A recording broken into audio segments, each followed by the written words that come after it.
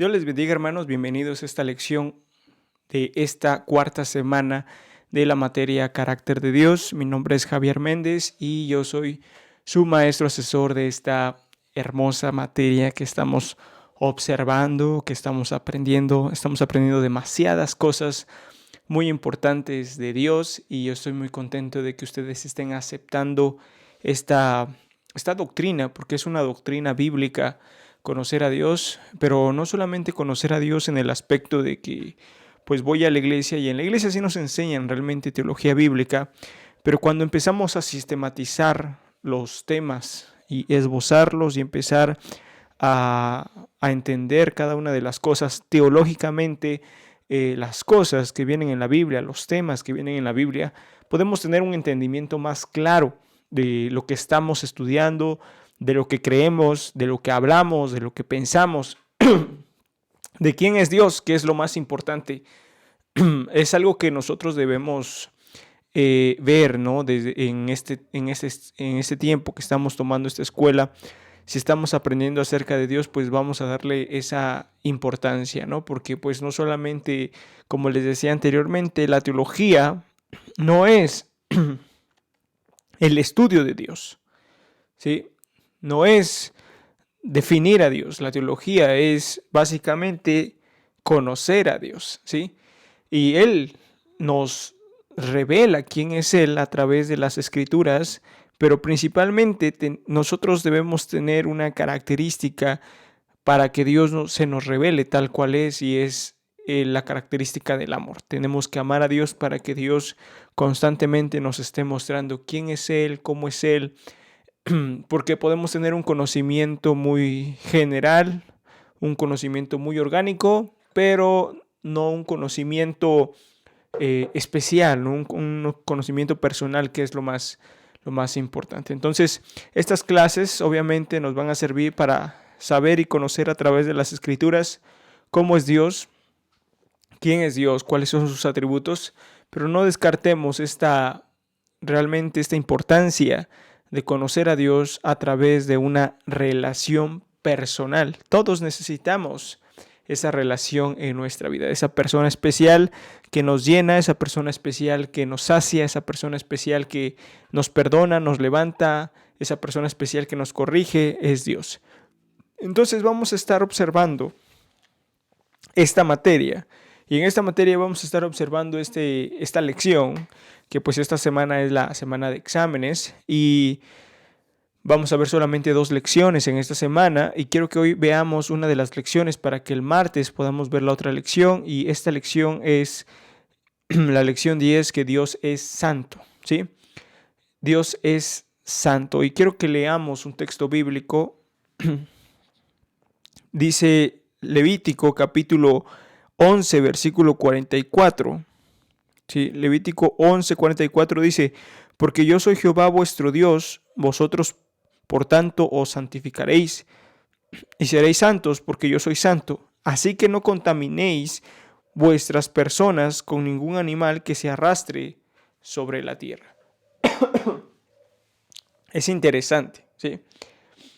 Cuando hablamos acerca de la santidad de Dios, normalmente en las iglesias, en los cultos de jóvenes, en el culto del domingo, a muchas personas no les gusta que hablen de la santidad, ¿sí? A muchas personas les aterra, les incomoda que se hable de la santidad. Por una parte, porque ellos piensan que cuando se habla de santidad, se habla de la ira o el enojo de Dios porque no vivimos una vida correcta. A algunos no les gusta escuchar este tipo de temas porque como viven una vida incorrecta, como viven una vida falsa, como viven una vida que no es cristiana, pues les cuesta digerir esta característica tan primordial y tan especial en Dios, que es la santidad, ¿sí? Y bueno, nosotros que estamos estudiando teología debemos saber que esto no tiene por qué aterrarnos, o no tenemos por qué tener miedo de escuchar de la santidad o de hablar de la santidad, porque la santidad es uno de los atributos de Dios que especialmente lo hacen majestuoso. La santidad nos habla de Dios en una forma espléndida, en una forma única, en una forma en la que ningún otro Dios podría asemejarse, por así decirlo. Cuando hablamos de la omnipotencia de Dios, muchos dioses paganos podrían postular a decir, no, pues Zeus también es poderoso, ¿no? No, pues ¿qué más? ¿Qué otro dios es poderoso? De los, el dios de los hindús, ¿no? También es poderoso, ¿no? El dios de los sumerios también es poderoso, ¿no? El dios de los egipcios, Ra, también es poderoso. Cuando hablamos acerca de la voluntad de Dios, pues también vemos que los otros dioses de las otras culturas, también ellos expresan su voluntad. No estoy diciendo que los dioses de otras culturas pues existan, ¿verdad? Sino que estoy diciendo que los ídolos tienen ciertas características, ¿no? En que se identifican con sus culturas, con las personas que lo siguen. Pero ¿saben qué?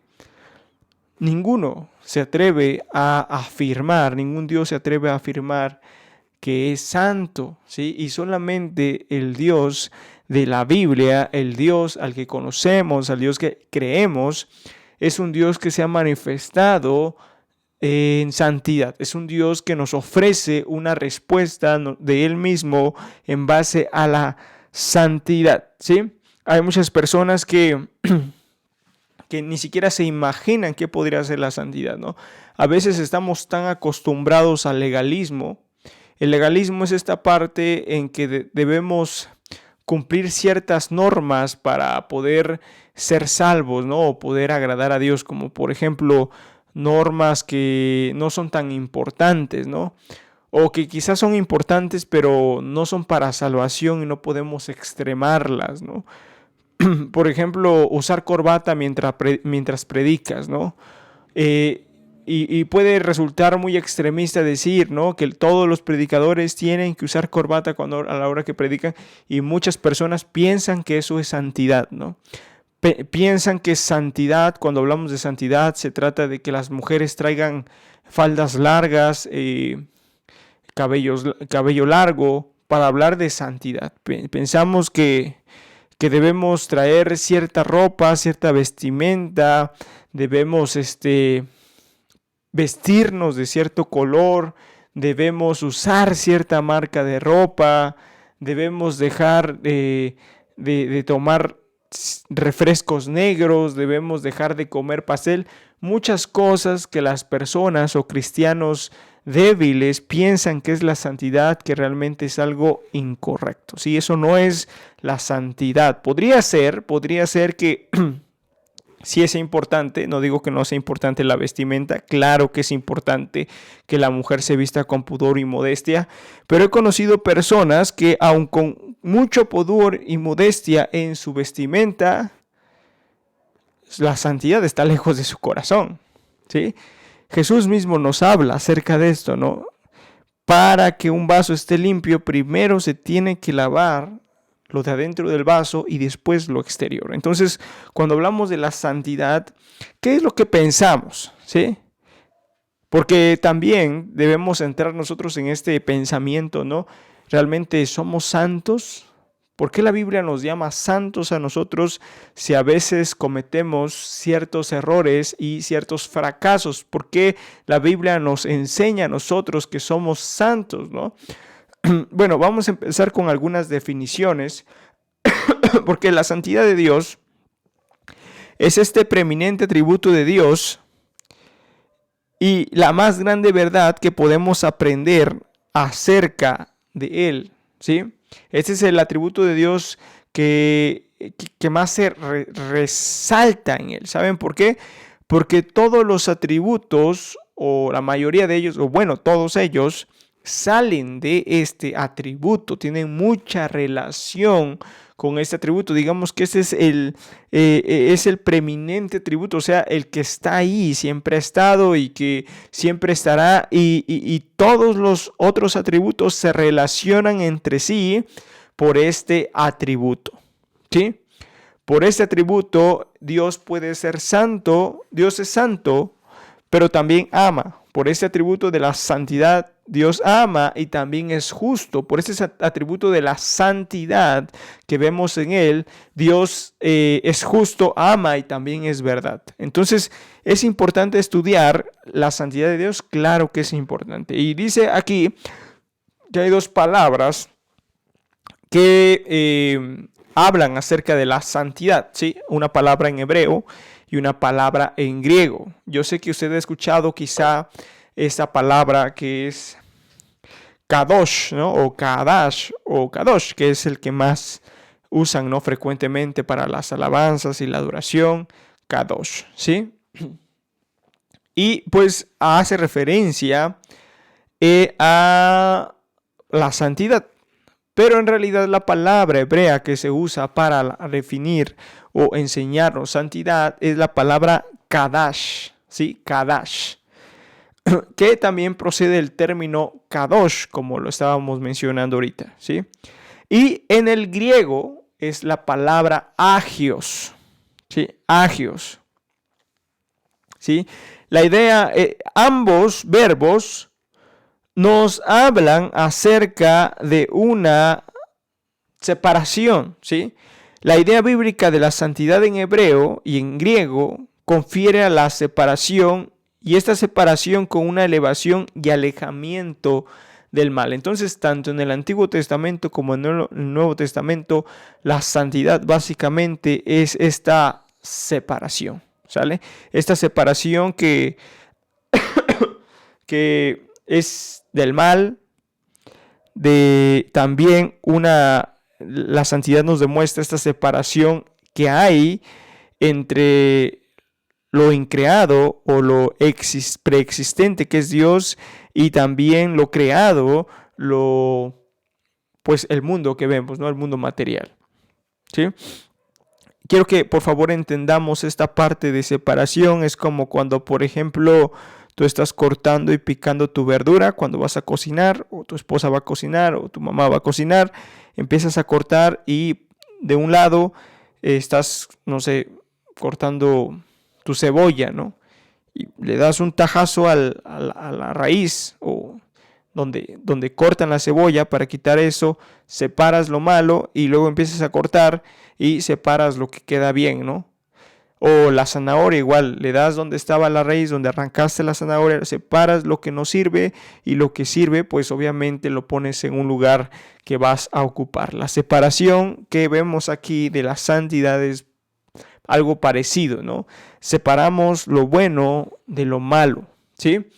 Y obviamente Dios está alejado y separado de todo lo malo. Pero esta palabra santidad nos habla de dos implicaciones de separación.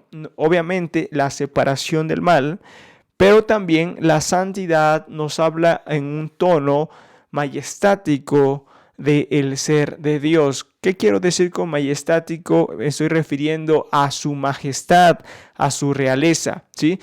La santidad hace a Dios o nos muestra a Dios como un ser tan asombroso, tan sublime, tan hermoso, que está que es totalmente diferente a su creación, en cuanto que la creación es material, finita y también en ocasiones cambiante, ¿sí?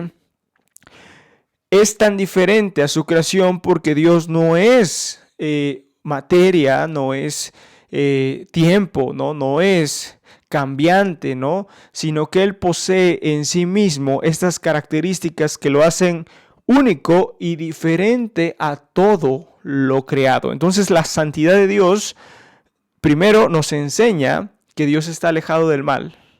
Y yo no podría decir lo que segundo nos enseña, sino también lo otro que nos enseña, que es realmente importante, es de que la santidad nos hace ver a Dios de una forma especial y asombrosa. A mi parecer, cuando pienso en Dios y pienso en lo que Él es, pienso y digo, Dios, eres asombroso, eres único, eres tan asombroso, Dios. ¿Y qué me hace pensar eso? La santidad de Dios, ¿sí?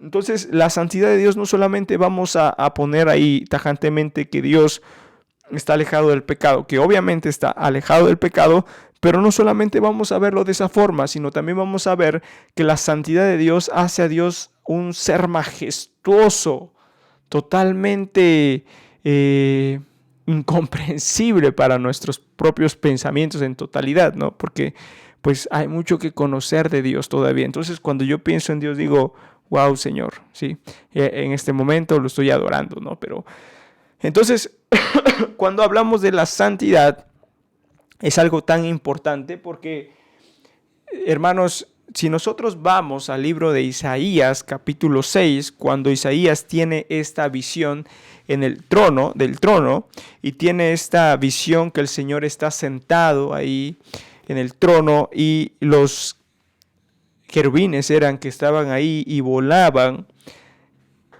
y las palabras que expresan estos seres angelicales eran serafines, ¿verdad? Eran serafines. Lo que expresan estos serafines, lo que expresan estos seres angelicales a una sola voz. Yo no sé cómo pueden cantar los ángeles.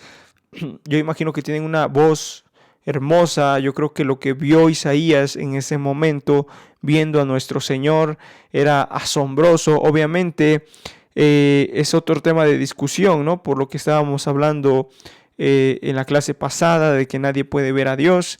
Pero en ese aspecto lo conocemos teológicamente como una teofanía, una manifestación corpórea en la que Dios se muestra al ser humano para que el hombre pueda visualizarlo de cierta forma, ¿no? Lo vemos con Abraham cuando Dios se presenta a él, ¿no? En el libro del Génesis, cuando le está platicando cómo va a hacerle con Sodoma y Gomorra. Entonces hay una teofanía ahí, la manifestación de alguna forma corpórea de Dios que le permite al hombre pues ver de cierta forma, ¿no? Para poder entender lo que Dios le quiere enseñar al hombre. Es conocido como teofanía. Y luego está ahí Isaías, recibe el llamado de Dios, pero lo más sorprendente y asombroso es de que están ahí en el templo, en el sagrado templo, están ahí en el trono de Dios, y estos seres angelicales empiezan a decir unas palabras tan asombrosas. No dicen verdad, verdad, verdad, no dicen belleza, belleza, belleza, no dicen bien, bien, bien, dicen santo, santo, santo, Jehová de los ejércitos, toda la tierra está llena de tu gloria. Eso para mí es asombroso. Eso para mí es algo sublime. ¿Por qué?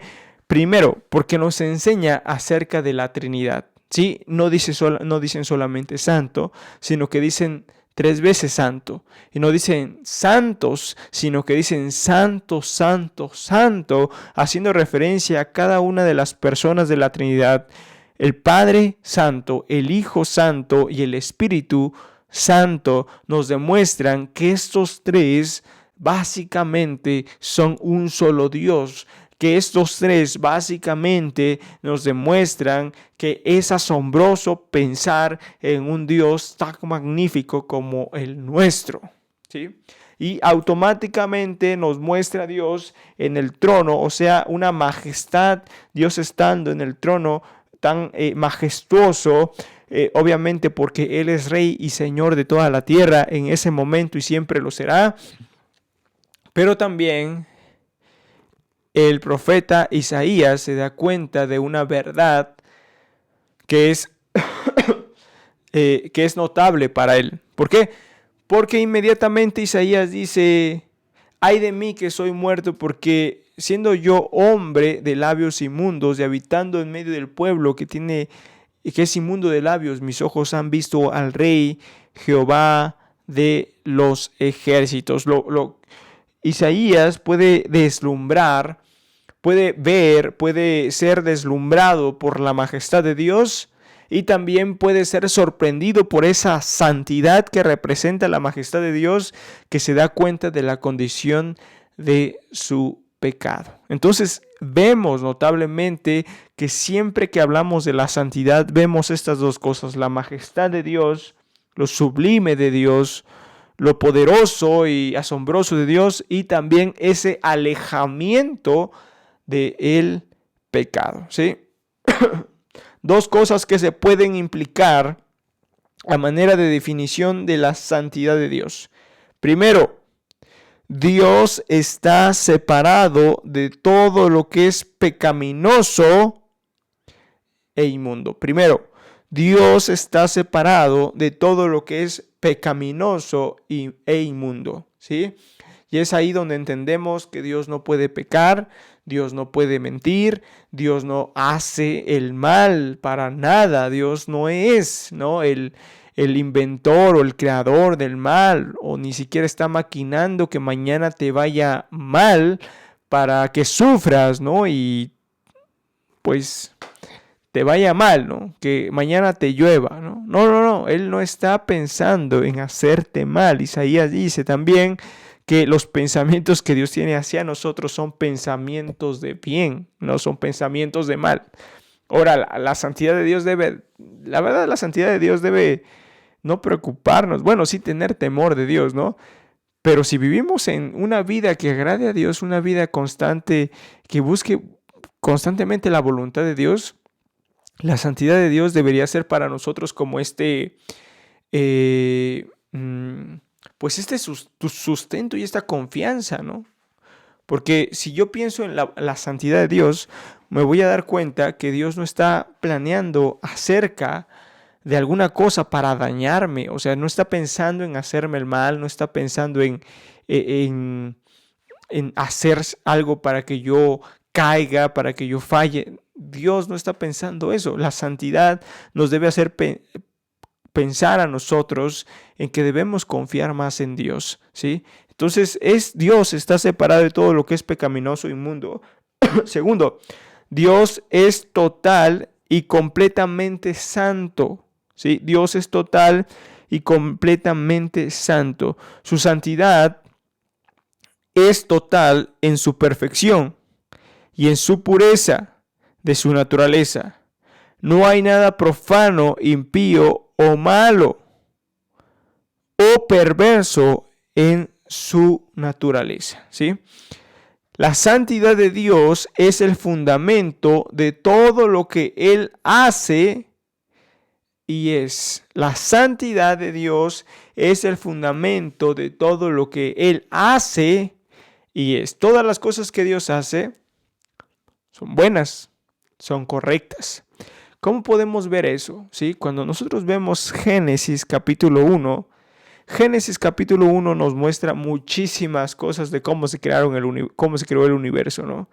Y saben, hermanos, cada vez que Dios hacía algo, cada vez que Dios formaba algo, cada vez que Dios hacía algo en el cosmos o algo en el mundo, en la tierra, todo lo que Dios hizo, dice la Escritura, y vio Dios que era bueno en gran manera, y vio Dios que era bueno. Dios mismo está declarándonos, todo lo que hago, todo lo que empieza conmigo, está bien. Y quiero que lo vean, y yo veo que en las Escrituras, quiero que ustedes también vean esto, que si Dios dice que todo lo que Él hace es bueno, entonces nos refleja que Él es bueno, ¿sí? Que Él es bueno, que Él es justo, que Él es asombroso, que Él es una persona que siempre está haciendo lo correcto, ¿sí? A diferencia de nosotros que obviamente por ser seres humanos no hacemos siempre lo correcto, ¿sí? La santidad de Dios también se nos revela en la ley que Él nos ha dejado, ¿sí?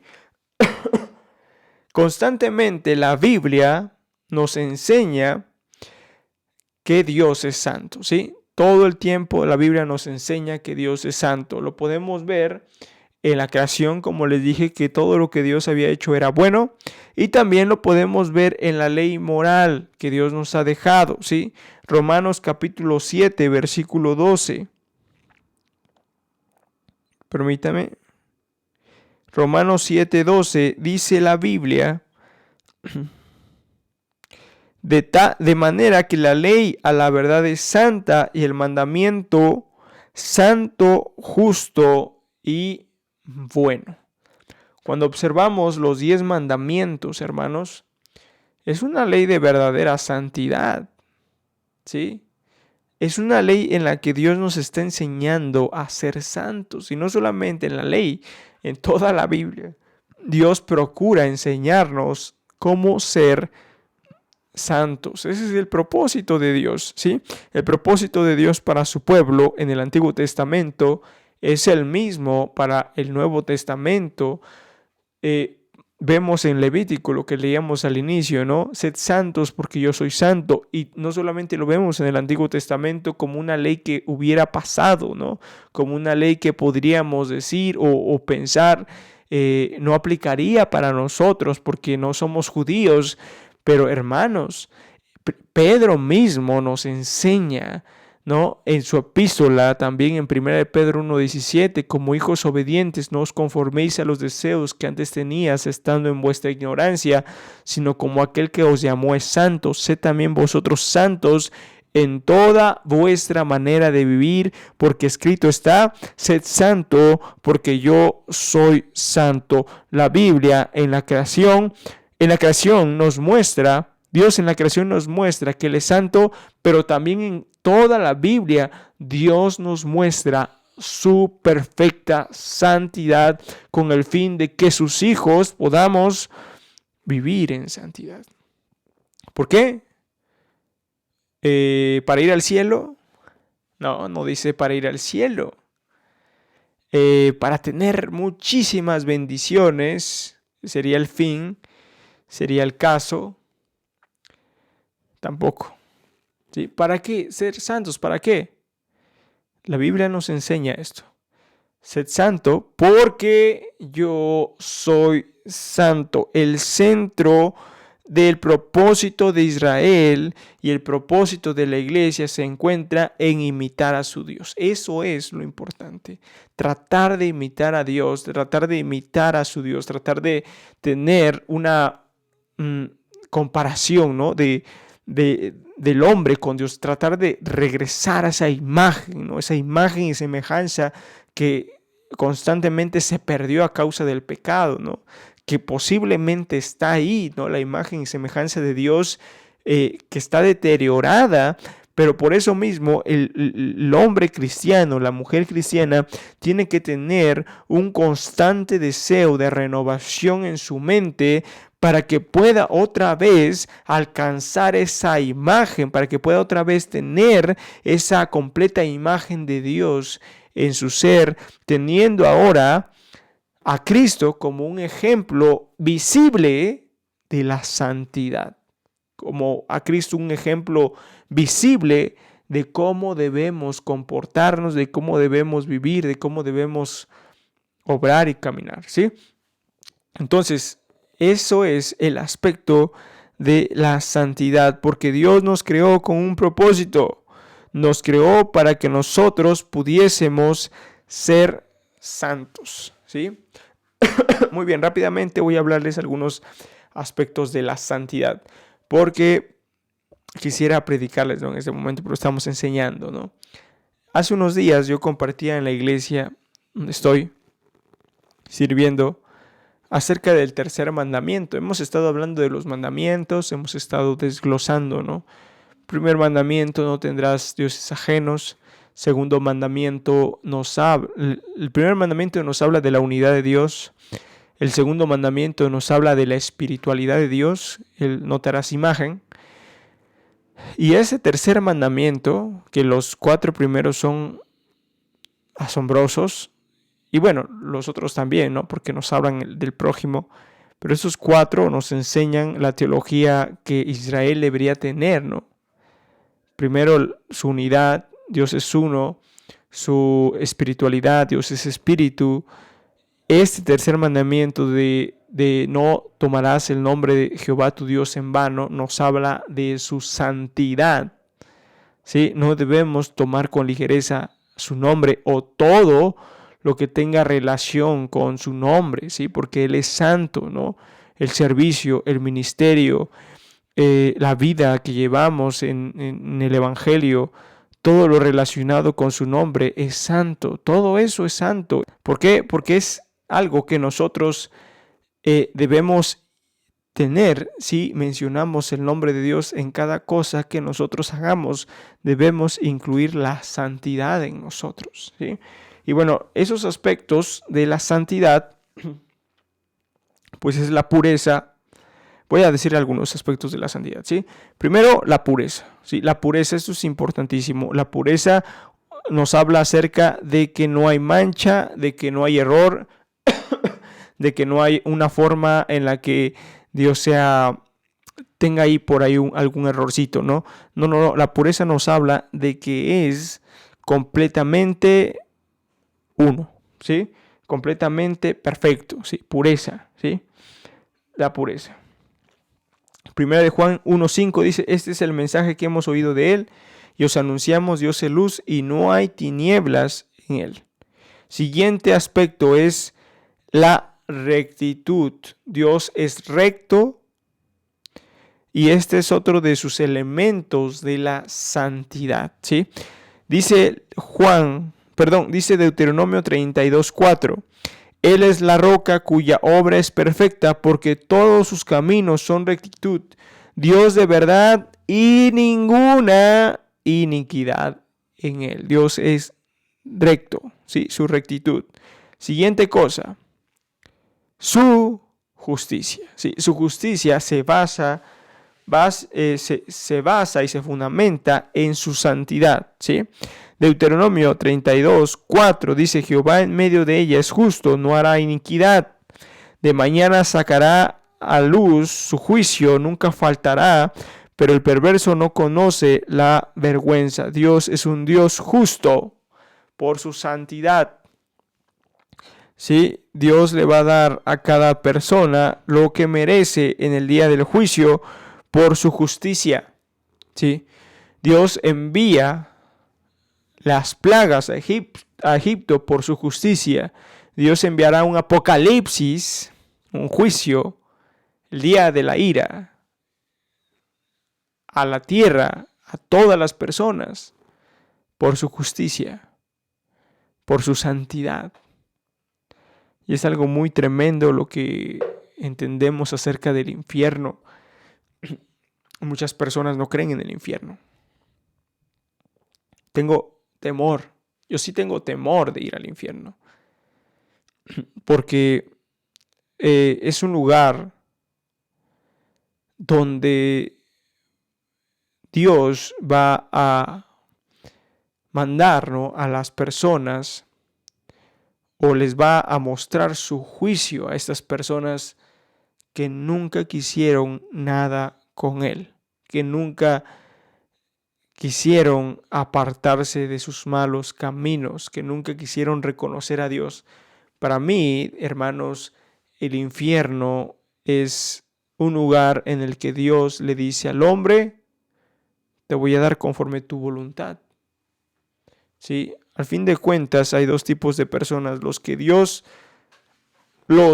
a Dios le dicen que se haga tu voluntad, y este tipo de personas a las que Dios les dice que se haga tu voluntad. Básicamente, esas personas que van al infierno es porque nunca quisieron nada con Dios. Y muchas personas piensan o quieren o quisieran que tuvieran una segunda oportunidad, que cuando estuvieran en el infierno, muchas personas quisieran que esas personas tuvieran una segunda oportunidad para arrepentirse, pero el resultado sería el mismo. Si no lo quisieron estando vivos, tampoco estando muertos lo quisieran. ¿Por qué? Porque ellos, como dice la Escritura en Juan capítulo 3, el pecado de las personas es no creer. No creyeron voluntariamente. Se les mostró, se les dijo, se les habló, y obviamente no van a querer, ¿sí? Entonces, la santidad obviamente también hace referencia al infierno, porque Dios es un Dios santo y obviamente si es santo no tolerará el pecado. Es por eso que el infierno es un lugar necesario para que Dios muestre su justicia. No caigamos en este cristianismo progresista que continuamente muestra a Dios como un Dios de amor, pero falto de santidad, ¿sí? No, obviamente no dicen que Dios es falto de santidad, ¿no? También mencionan que Dios es santo, pero cuando el cristianismo progresista, este cristianismo que anda de moda, que dice que Dios es bueno y que va a salvar a todos y un chorro de cosas que no son bíblicas, empiezan a afirmar estas cosas, ¿no? Que pues que el infierno no existe, o que Jesús habló de una forma metafórica cuando habló del infierno, y empiezan a tener este tipo de pensamientos que hacen que la santidad de Dios sea ofendida. Entonces, no tengamos este pensamiento, hermanos, de ofender a Dios. Creamos, ¿no?, en Dios. Confiemos en Dios y temamos en Dios. ¿Sí? Tengámosle temor a Dios, un temor reverente, un temor que nos ayude a no pecar. ¿Sale? Muy bien, hermanos, y gracias por su atención. Yo espero poder enseñarles un poco más este martes, ¿sí? Entonces, hablamos acerca de la santidad, y bueno, si no han escuchado un sermón acerca de la santidad o una enseñanza acerca de la santidad, hay muchísimo que hablar todavía, pero pues yo creo que esto es suficiente, ¿sí? Yo creo que esto es suficiente para que nosotros nos pongamos a analizar y hacer una introspección en nuestra vida, una corrección, una evaluación de lo que estamos haciendo bien y lo que estamos haciendo mal, y volvamos a nuestro Creador, y volvamos y confiemos en que Dios es santo, no hay iniquidad en Él, y que pues su santidad también es una forma en que nosotros podemos imitar y podemos estar bien con Él. Y en cuanto, hermanos, nuestra vida espiritual, la Biblia nos habla que somos santos. La Biblia constantemente nos dice que somos santos. Pero es justamente, hermanos, que nosotros adquirimos una santidad no por nuestras obras, ¿sí? Hay dos cosas, ¿sí? La santidad y la santificación, ¿sí? En la justificación, esto lo van a ver en otra materia que se llama pecado y redención, me parece. Hay varios conceptos para entender cómo es que vamos a ser recibidos en el cielo, porque pues en el cielo no puede haber ningún tipo de corrupción, ¿sí? En el cielo no puede haber maldad. Pero tú dices, bueno, yo soy un cristiano y cometo errores. Bueno, ¿cómo se llama? En la doctrina de la justificación se nos enseña que Dios nos declara completamente limpios, completamente perdonados por Jesucristo, ¿sí? Y ahí entramos en esta doctrina de la imputación, o sea, esta doctrina en la que Dios, a través de Jesucristo, pone en nosotros, nos imputa estas características que Cristo vivió estando en la tierra, ¿sí? Que Cristo hizo estando en la tierra, que es hacer la justicia y cumplir la ley. Cristo viene a la tierra con este propósito, ¿no?, de salvar a la humanidad, pero la obra de Cristo no solamente es que perdona nuestros pecados, sino que Cristo vivió una vida completamente justa para que nosotros, cuando creamos en Él, esa justicia de Cristo sea puesta sobre nosotros y nosotros podamos recibir esa justicia. Y obviamente, si recibimos esa justicia que Cristo vivió estando en la tierra, esa justicia está en nosotros, y es por eso que podemos ser recibidos por Dios. Es por eso que podemos tener una comunión con Dios, y es por eso, hermanos, que podemos ir al cielo, por la justicia que Cristo hizo estando en la tierra. Y por eso la Biblia nos habla que somos santos, no porque vivamos una vida 100% correcta, sino porque la justicia de Cristo, la santidad de Cristo fue puesta en nuestra vida, ¿sí? Ahora está el otro concepto de la santificación. El concepto de la santificación, pues es básicamente este proceso en el que el creyente va siendo renovado y va siendo cambiado por el poder de Dios y va siendo transformado por el poder de Dios de tal forma que el creyente, cuando inicia su vida cristiana, empieza un cambio total en su vida. Y como dice el Evangelio según San Juan, esta es la vida eterna, que te conozcan a ti, el único Dios verdadero, y a Jesucristo a quien has enviado. El creyente que cree en Cristo Jesús, en ese momento cree en Dios, empieza su vida eterna y también empieza su transformación porque ha nacido de nuevo. Esa es la doctrina de la justificación y esa es la doctrina también de la justificación y de la santificación, ¿sí? En una, Dios pone de Cristo en nosotros y en la otra nosotros entramos en el proceso para ser transformados. Muy bien, hermanos, gracias por su atención. La verdad es de que me da mucho gusto dar estas clases. Espero que tengan tiempo para ver este video. Y pues si quieren revisarlo y enseñarlo en sus iglesias es de mucha bendición para que conozcamos la majestuosidad y la belleza y principalmente, ¿no?, la separación de Dios que Dios tiene con el pecado, ¿sí? Dios es santo y no hay ninguna iniquidad en él. Gracias por que vieron este video. Nos estamos viendo, hermanos. Les mando un abrazo y gracias por orar por mí.